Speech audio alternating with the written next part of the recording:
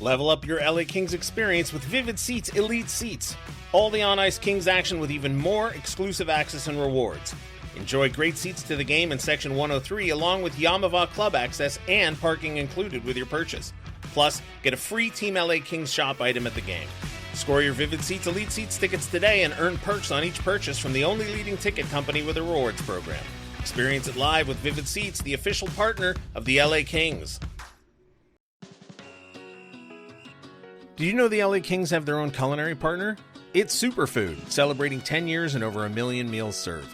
Since 2020, the Kings have trusted Superfood to fuel their players.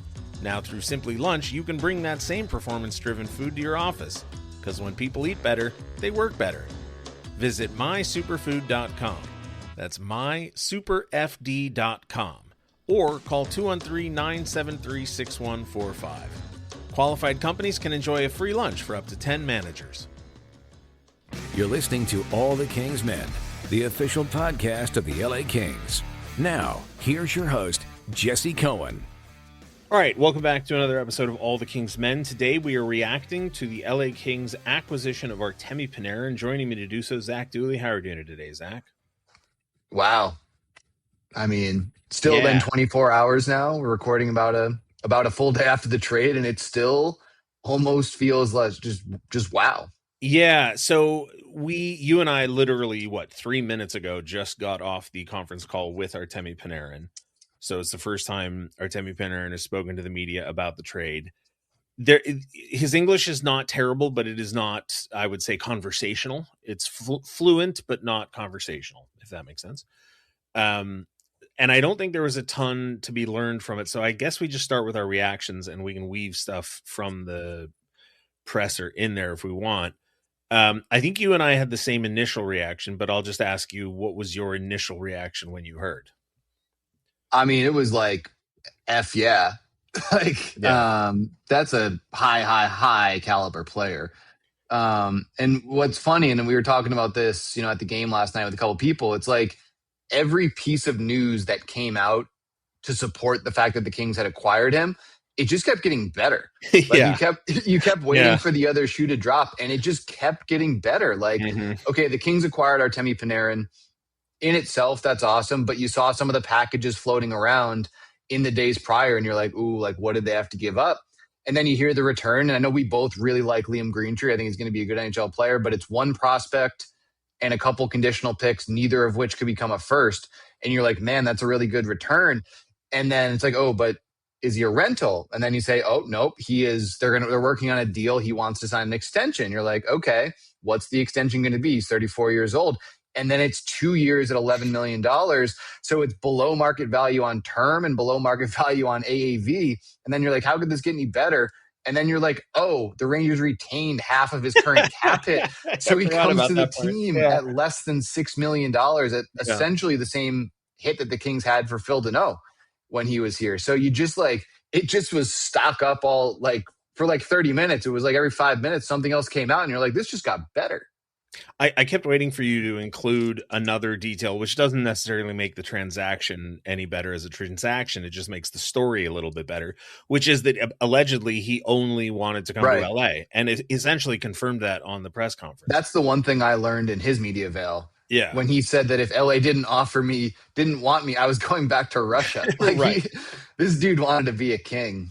Yes, which I hope, and I know it won't, but I hope will finally put an end to the nobody ever comes to LA. It should, right? Story, because this is it. He was going to the KHL or he was coming here.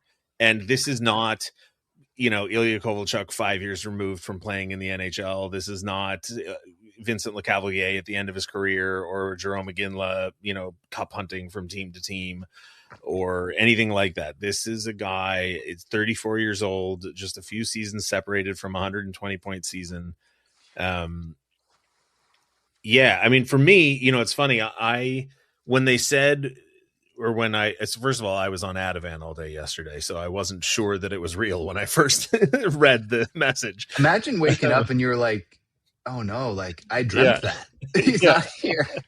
But so for weeks this has been, or days anyway, and maybe it just feels like weeks, this has been discussed, and there's been rumors that he rejected a trade to Seattle, And, there was that tweet a couple days ago. I think it was, I don't even remember who had it, that had 14 different teams linked to him. It was Kevin Weeks. Speaking of Weeks. And you're just like, okay, so who knows, right? And I had been talking to somebody and I said, listen, what I want to know is not Kovalchuk, is Panarin's agent a genius or a bum?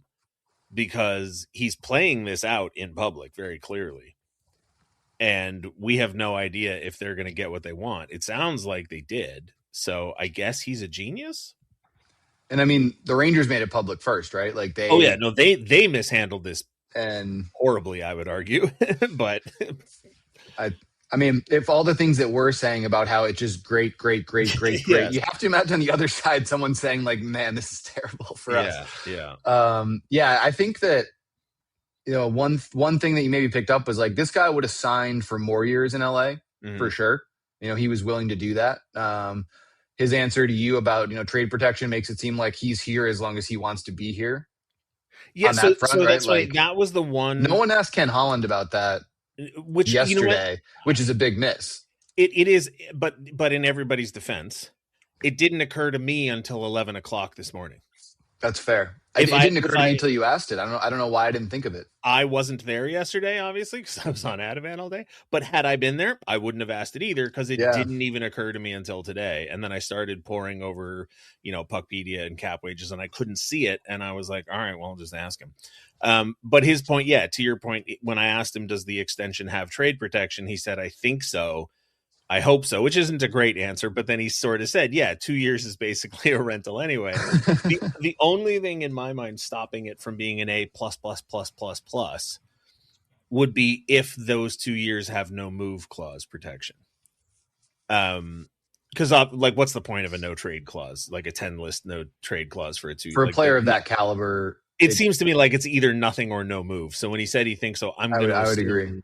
There's no move clause. But if for whatever reason things don't go well, and both parties or either party wants to terminate this extension early, it doesn't sound like it'll be a sticking point.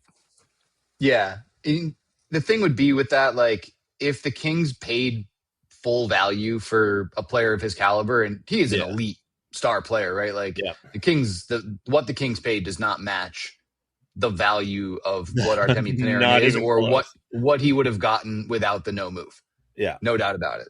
Yeah. So that makes it a little more palatable of like, if things do go south, which I don't think there's any reason to expect they would, then they probably could just recoup it. Yes. Easily. But like he said, if he, like, let's say he just absolutely, it's Russia or LA. Yeah.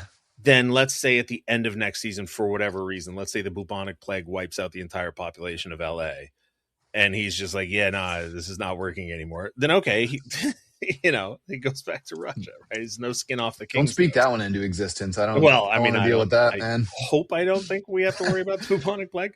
So let's talk about the player briefly, because as I was sort of looking at his career, and obviously he's an incredible player. You don't get to be as famous as he is without it. But the one thing that stuck out to me was he has routinely in his career more assists than goals. And, players like Jeff Carter, the joke every year is who's going to win the Cy Young Award, right? Right. The who's going to go 18-0 or 25-0, right? Which is goals to assists. Who scores the most goals with the lowest number of assists? Is there such a thing as the opposite? Like where somebody, and not to say that Artemi Panarin like the Joe Thornton Award. Yes, exactly. Because Artemi Panarin does score a lot of goals, but even in his one big season where he had 120 points, he had 49 goals, which is nothing to sneeze at. I mean, that's a ton of goals. But he had 71 assists. Yeah. Like that's, I don't, people kept asking. The reason I was looking it up is somebody asked me, when was the last time the Kings have had a player like Artemi Panarin? And my first question was, well, what do you mean like Artemi Panarin? Because you could throw out a ton of names at me and I would shrug and say, yeah, that doesn't sound like a player who's like Artemi Panarin to me. Like, I just don't know that the Kings have ever had a winger who's got more assists than goals. I haven't gone back through the history of the club's 60-something years, but I don't think they've ever had a player like that before. I didn't watch him here, but the only guy I would think of would be maybe like Palffy. I mean, that's what we said when they got Fiala, right? That was And Panarin's track record is better than Ziggy's, like no doubt about it. Yeah, and so I'm just looking at Palfy's numbers right now. There were some seasons where he had more assists, but not every season. And Panarin's, the other way, yeah. Panarin's is like a 2-1. I mean, like in Panarin's career, in his 804 games, he's got 321 goals, 606 assists. That's crazy. Like, this is a playmaking winger, and I genuinely don't know if the Kings have ever had that before. Jim would probably yell at me and tell me who it was, but. And there might be a guy who has that mold, but never at an elite NHL level, right? Like he's that build at a first, second all-star team level throughout his career.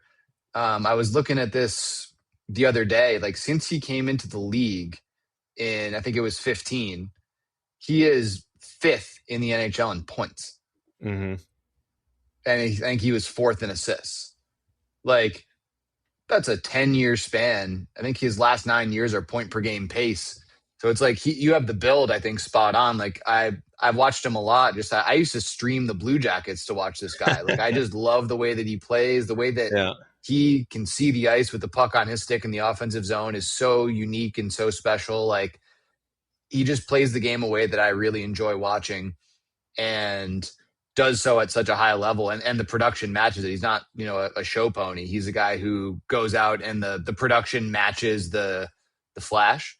Mm-hmm. And I just enjoy watching his game, and I think the numbers speak for themselves.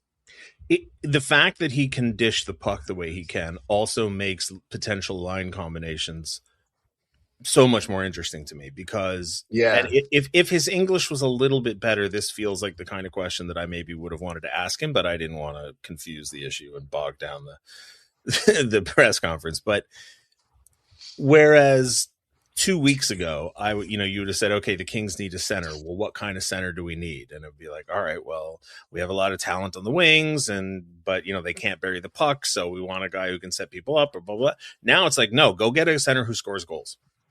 Give me the modern Jeff Carter, whoever that guy is. Right? Yeah. Or put him on a line, with a center, and then tell that, like, for example, all of a sudden now, I am not only excited at the prospect of Laferriere at a center, but give me Laferriere and Panarin on a line with Kempe.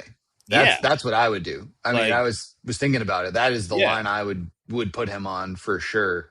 And listen, I will continue to make fun of myself for this. I was sticking my nose up at the thought of Laferriere as a center for a very long time. But we've seen that Laferriere can bury the puck. We've seen that he has no hesitation to shoot.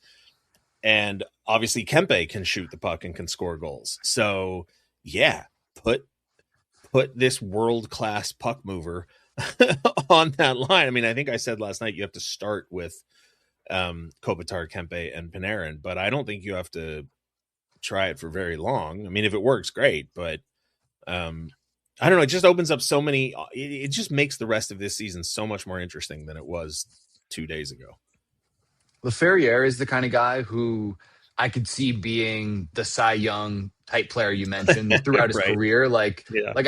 Maybe not at like a 20-0 pace, but like an even guy, like a 20-20 or like, but I feel like, and this is just in my head, like you put him with a Panarin, like maybe 2020 becomes 30-25 because like Panarin can clearly elevate those around him. And if Kempe is on that line, I've really liked how Laferriere and Kempe have gelled.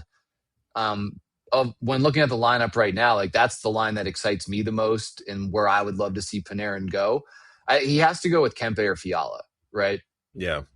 Most likely, at least to start. Like the Kings are weird. The Kings do balance their lines more than most teams because they don't have that star, but now they do. Now they have that star. Yeah, exactly. I can't say that anymore. Like that's what it was, right? Like the Kings had to beat you with 3 lines against 2 because they never had 2 lines that were at that level. But now they can. Like they legitimately, if you looked at the current lines, like Fiala, Byfield, Kuzmenko has really high offensive upside, and they're together right now. And if you put Panarin with Laferriere and Kempe, that's got a lot of offensive potential as well. And then you still have really quality players to put with Andrei Kopitar, on a third line that gives you 3 good lines, and then that makes the fourth line better. So it's just So the I don't know. real question then becomes, and I don't know how deep down this rabbit hole we want to go, but as long as we're playing that game, let's say you're talking about Fiala, Byfield, Kuzmenko, Laferriere, Kempe, Panarin.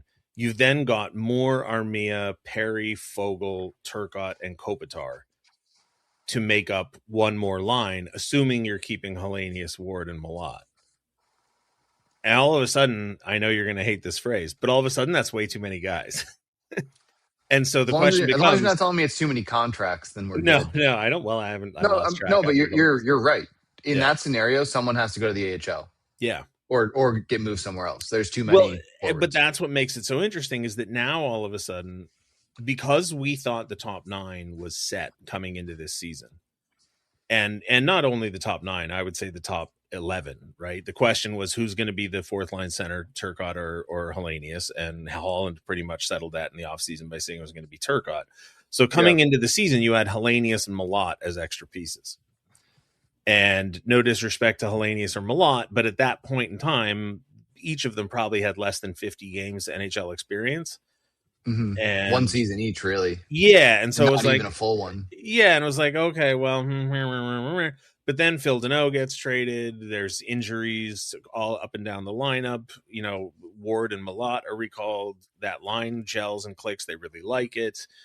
You know, Turcotte is bumped up the lineup. He proves that he can play. So now it's just like, yeah, all of a sudden you have pieces to move in search of an upgrade that I just, like I said, I wouldn't have thought would be possible 2 days ago, 2 weeks ago, 2 months ago. And it just makes, and this is the thing that I love the most about this trade. It makes maneuvering for the rest of this season and next season infinitely more interesting and infinitely more possible with virtually no future interference. Yes, it's Liam Greentree, and yes, it's 2 draft picks, but it could have been, you know, 2 of the goalie prospects, 2 of the skater prospects, and a first round pick, or, you know what I mean? Like it could have been, you know, selling tomorrow's farm for today's crop. It barely touched tomorrow. No disrespect to Liam Greentree, but it's the thing is, like, if the future of the team was centered strictly around having Liam Greentree, then the future wasn't going to be all that good anyway. Yeah, good player. Yeah. I think he's going to be a good NHL player. I really liked him. He was the number 1 prospect on the Kings. I think he'll be a New York Ranger. I like the player. We've talked to him. Really good kid. But he can't be your only guy. He's not Macklin Celebrini. Right. Yeah. Like he is a good prospect. I think he'll be a good player, but you need 5, 6, 7, 8 of that type of player in the future.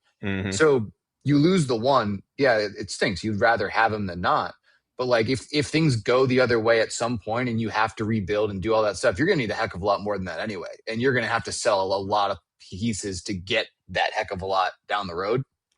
And what's most fascinating, I thought, about the conditional picks. So it's as it stands today, it's Liam Greentree and a 3rd pick.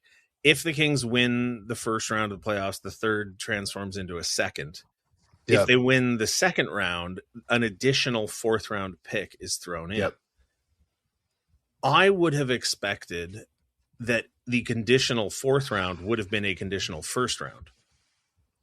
Right? Like escalating success, escalating price. So you go, okay, fine. We're giving you our superstar player.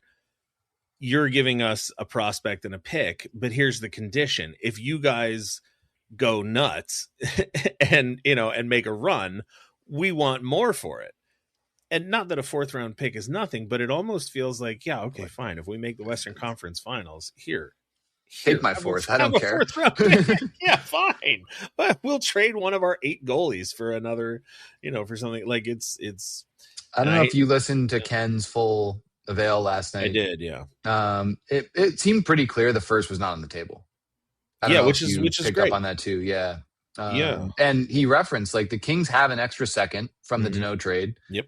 They had an extra 3rd from trading down at the draft in 25. Yep. So they were playing with house money on those picks anyway. Like, they have all of their picks plus those 2 extra. So they already had, these are bonus picks, right? These are other teams' picks. Yeah. Or it's your pick, but you have another team. So like, it's not even like they're cutting into draft capital all that much. And it feels like if the first was to go, it is going to be for like a younger home run. Like if you were to go get like a Robert Thomas from St. Louis, like that kind of guy.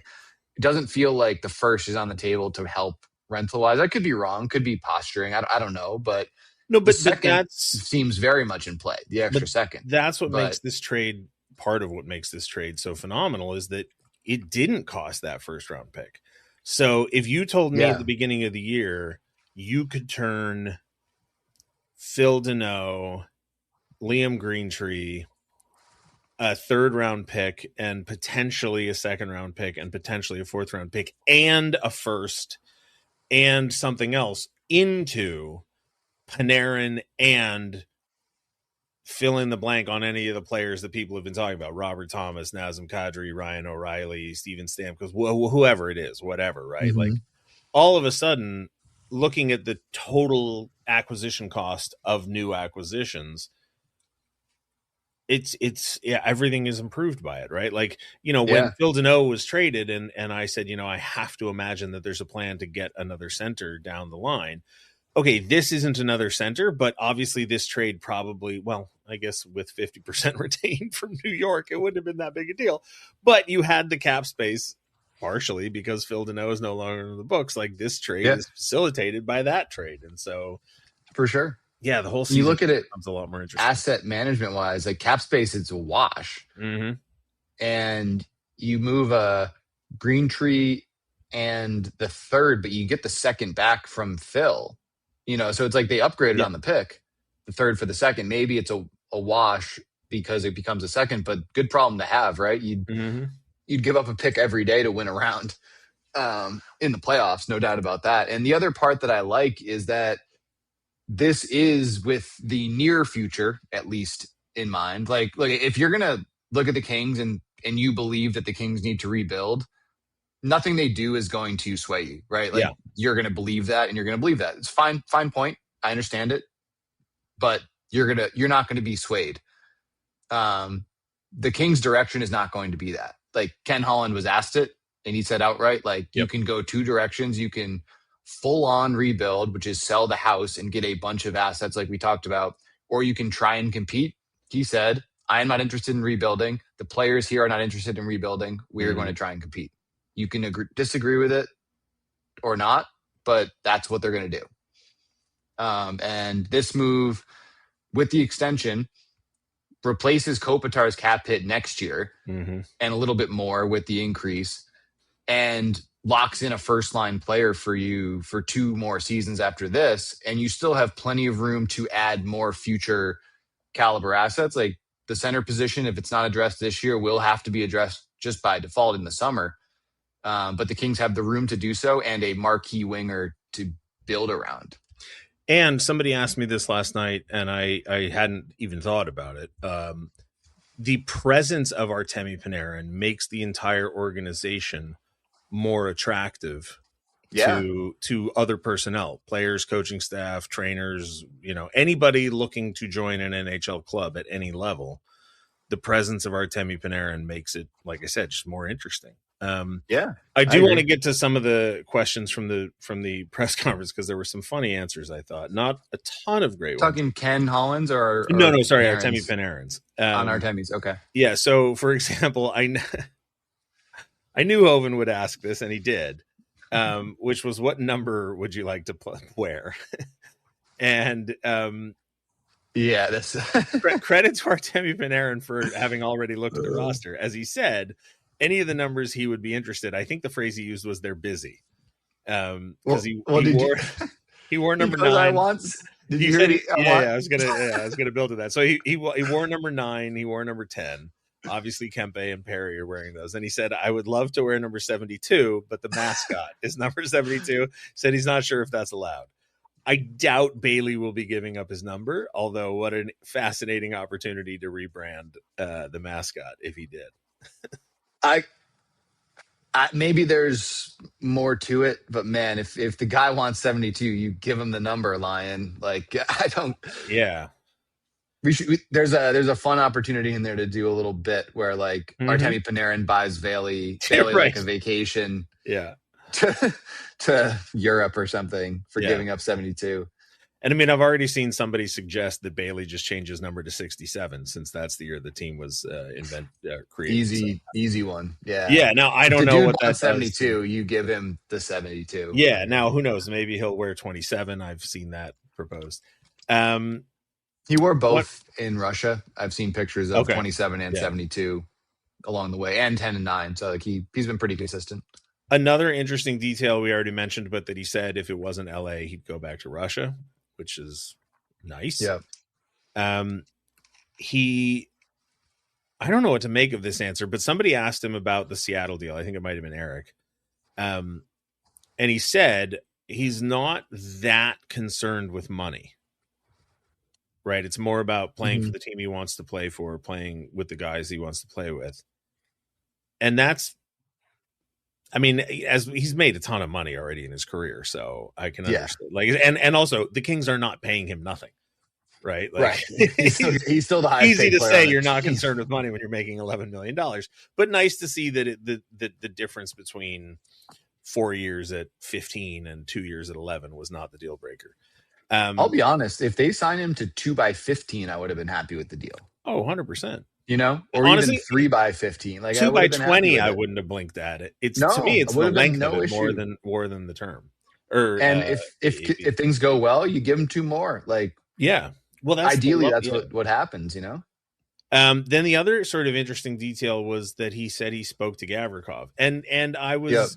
This is not a question I would have asked just because I wouldn't have been sure that the question would have translated properly. But when Gavrikov was here, he always spoke so glowingly about how the PR staff and the training staff and the front office staff took care of him and his family. Remember when he got traded here and they put him up in a hotel with his daughter and they flew him and his family. And I think they even took care of his dog, if I remember correctly. And it was always like obviously a very clear sticking point to him that he had been so well taken care of. So that obviously left an impression, I'm assuming, on Panarin because he mentioned it. That's why you do it, right? If you're the Kings, like he's not the only player that I've heard that from, and obviously it's a team pod, so we're not going to say otherwise. But like they've said it in public interviews of like, you know, you do that for players. Players talk to players. Like if Gavy wasn't taken care of here, he would have told another player about that. And I feel like we've only heard the opposite of, you know, guys ask guys and like, you know what? Yeah, the Kings took care of me. Yeah. And one last thing from my notes anyway on the Panarin presser. He was asked a couple questions by Rangers people, which makes sense. And it seemed genuine to me that he felt that he definitely wanted to take the time to film something thanking Rangers fans, which it's neither here nor there, but it's just nice to me. It's like, you're there for 7 years or whatever.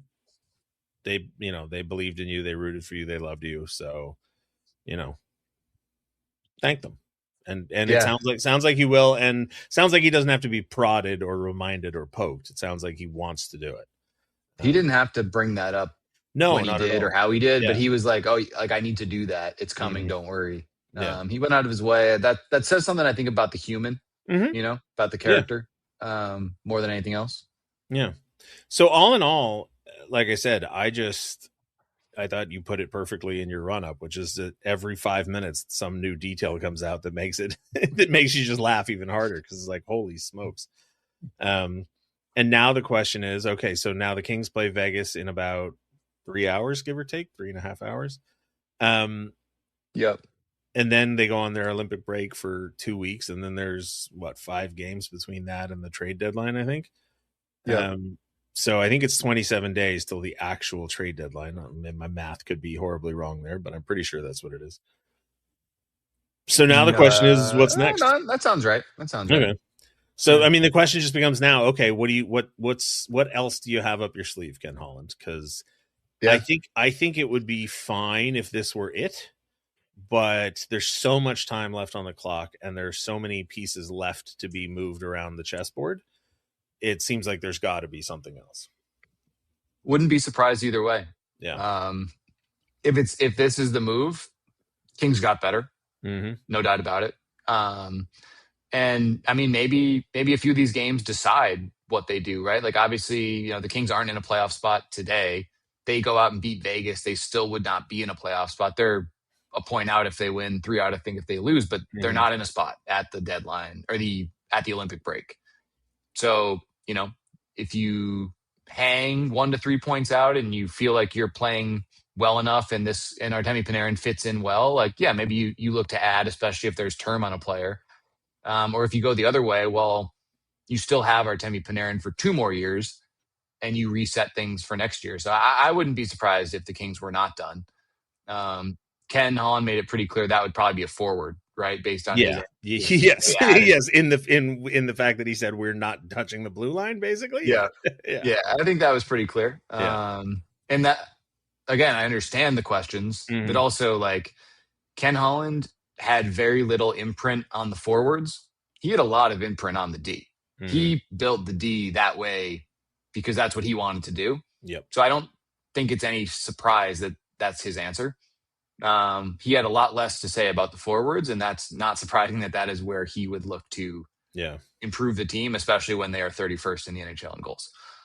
It's a shame, of course, that they are not allowed to practice until, what was it, the 18th, I think? I want to get this guy in there.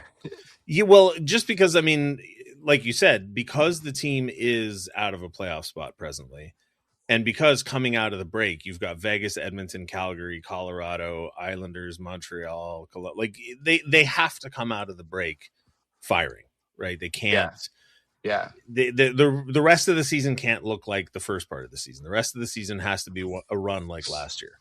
There has to be some kind of at some point, right? It's not going to take 105 points. Not going to take probably even 95, but you gotta get there. Yeah, you got to win some games because now you got to climb over people. Correct. So all the more. So like I said, it's just a shame that like we won't be able to see what an Artemi Panarin led Kings team looks like until after the Olympic break. And he won't even. I don't know. Did I hear the 18th or did I make that up in my head? 18th is the first day back for practice, and he's expected to be there on that day. Okay, so it'll be like a little mini camp, I guess, a 5-day mini camp. Yeah, it won't go all 7. There's a couple things going on there, but yeah, they'll practice probably 4 or 5 days. So that'll be a really fascinating period of time, and I don't know when the Olympic trade freeze lifts. I'm sure it's probably around the 24th or the 25th. I don't know. I think it is the 25th. Okay. So it'll just be fascinating. And that's my big takeaway from all of this is that whether or not you believe the Kings should go all in, whether or not you're a fan who believes that the Kings should be rebuilding, whether or not you're a doomer or a believer, whatever type of fan you are, I just think this trade makes this year and specifically the next 30 days so much more interesting without having for you to change your mind. Like whichever part of the Kings fandom you exist in, you have not had to move your seat. It's just got more entertaining and more interesting, and I will always be in favor of that. So at the very least, right? Like that's for sure. Yeah. All right. Well, thank you very much, Zach. And obviously we have to wait a few weeks to find out what all this is going to look like. But for now, anyway, it looks good. I know you're going out of town during the Olympic break, so safe travels. And we'll talk to you when you're back.